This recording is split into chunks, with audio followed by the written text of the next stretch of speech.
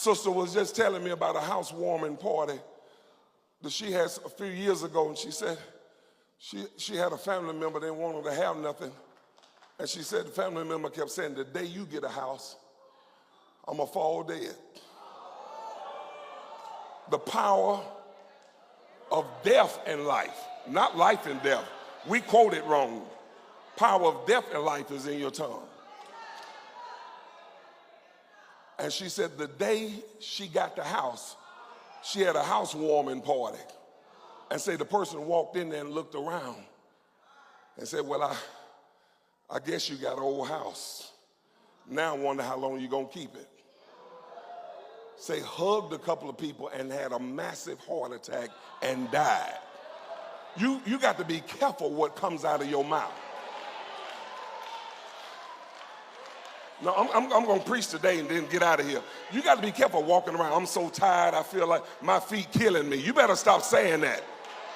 I'm starving to death. You better stop saying that. Take death out of your vocabulary. Because every time the enemy hear you saying stuff like that, you coming in agreement with him. The devil comes to kill, steal, and destroy. And you ain't got time to be coming in agreement with no devil. Jesus comes that you might have life and have it more abundantly. You better start coming in agreement with God. Can I preach to somebody here? You got to start speaking life every day. I shall live and not die.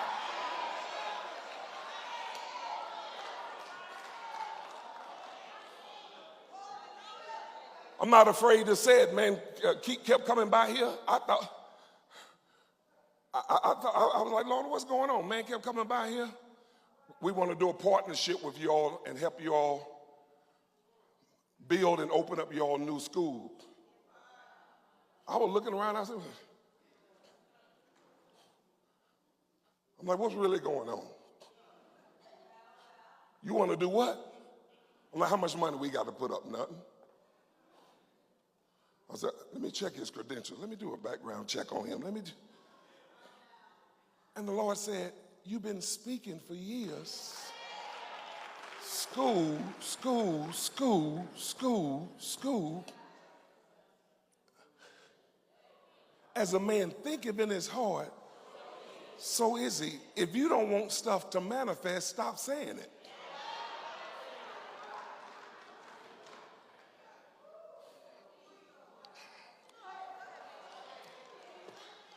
Stop telling God how big your mountain is. Start telling your mountain how big your God is.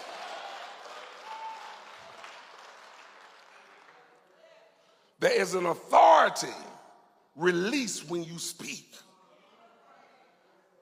You see, Moses was supposed to speak to the rock because it had already been struck.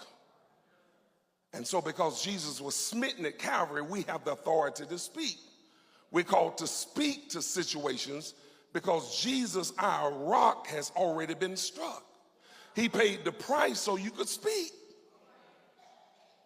He's won for himself a name that is above every name. Philippians 2:5-11 says the Father has exalted him and given him a name that is above every name, above every name, above every name. So whatever problem you face, his name is above it. And that at the name of Jesus, every knee must bow.